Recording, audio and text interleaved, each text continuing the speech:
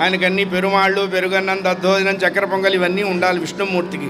పాపం శివుడికి ఏం అక్కర్లా, ఒక కణము జలము, ఒక బిల్వదళము.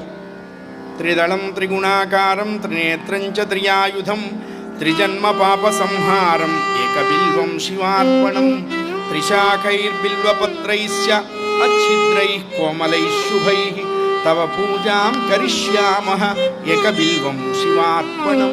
ఆ బిల్వదళాన్ని మనం తిప్పి పరమేశ్వరుడి మీద పెడతాం. పెడితే ఆయన త్రియాయువు అని చెప్పి దీవిస్తాట.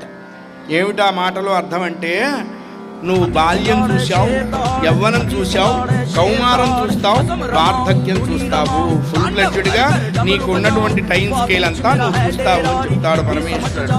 అందుకనే పరమేశ్వరుడికి పెద్దగా మనం ఇవ్వాల్సిందేం లేదు. ఆయనకి ఒక్క ఉద్ధరిండే నీళ్లు, అది కూడా ఈ శివరాత్రి రోజు చేస్తే ఇంకా అదృష్టం.